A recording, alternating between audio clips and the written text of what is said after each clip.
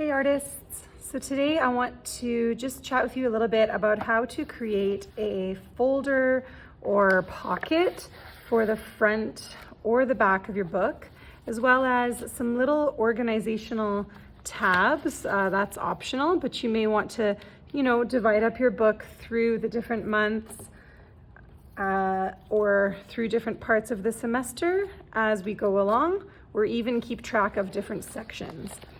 And the pockets work really well if they are horizontally made or kind of vertically made. Doesn't really matter. Just awesome for keeping little odds and ends, bits of inspiration.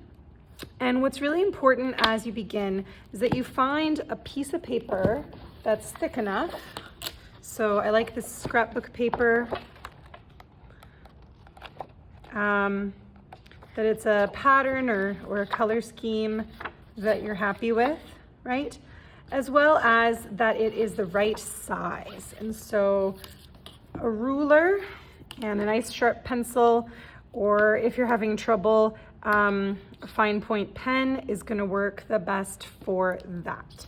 So I've got a sketchbook here that needs something at the back for a folder or for a pocket.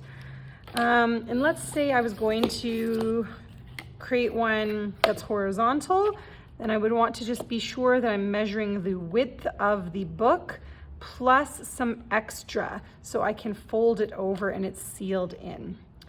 As well, you want to sort of understand the halfway point, because if it doesn't come up, I'd say a third of the way or even halfway, it's gonna not really be able to hold things very, very well. So you can always feel free to mark right on your sketchbook. This is an 11-inch sketchbook. I can mark it halfway on this side and repeat just to keep it the same. And these marks will be covered up, of course, by the folder itself. Height-wise, I know. Width-wise, you're gonna keep in mind it's 8.5. So for an 8.5 by 11 sketchbook, you wanna make sure you're finding paper that is big enough to kind of do the job. Okay, so, okay, I can go with that. If it's a solid color, especially a dark color, or if it's patterned like this, it could be difficult to see your measurements, or you don't want the pencil marks or the pen marks to show. So just go ahead and flip things over. And again, you can use the book as a rough guide. In fact, without even cutting it widthwise, I could fold those tabs over. So I just want to get the right kind of a height here. So I'll go 6, I'll make a mark, make another mark. Right, let's get this out of the way for a moment. Connect the dots. And I know that I had about an inch either way to sort of fold it. So those can be my fold edges. Using your scissors,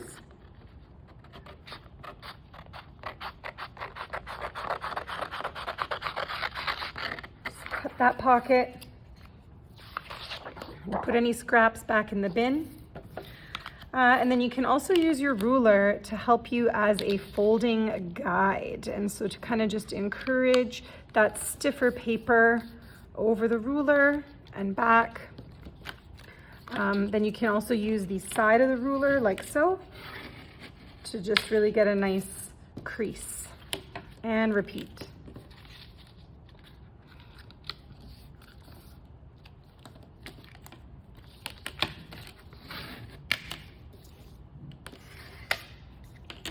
At this point, I'm looking at the back of what will be my folder. You could, of course, do a bottom edge fold, but you actually don't really need to, because when you bring it over to the book, you're gonna be able to glue this little tab down, and then we're gonna use some packing tape just to seal it all in, okay?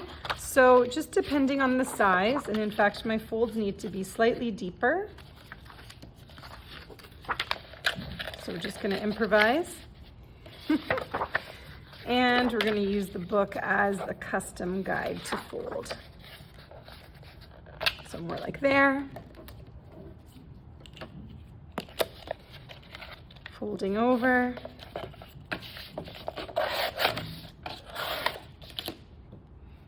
Trusty glue stick.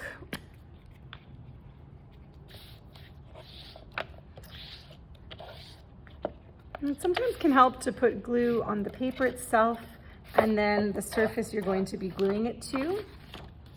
Just a double insurance policy.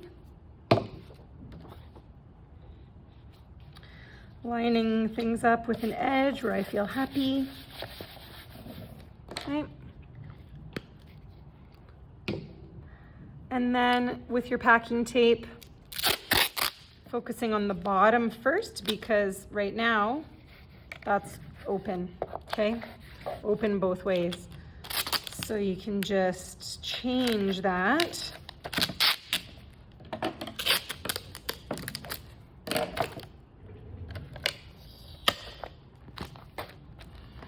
And tuck under. And then you can trim away any excess that might be part of it. And then lastly, even though it is glued, it can sometimes be really nice to reinforce these edges, particularly if it's an outside edge of the book. So just allow yourself time to do that. Okay. And then any old piece of scrap, it could be used to create different dividers or tabs. And again, you could just use a bit of a glued edge or some clear tape as you go along through your book. And just creating more pockets, more folders, more storage for yourself. One last option that might be nice is if you want to create a self-standing folder. Okay, it just involves a little pre-planning where you have double and a flap to close over. So think like a freestanding envelope. And this is one I just kind of made up and made designs for. And you would, just like anything else, use the glue, reinforce with tape. This part I'll leave free to tuck over or to just tuck in. But that's kind of the idea in creating pockets, folders, tabs, all those things. Good luck and have fun.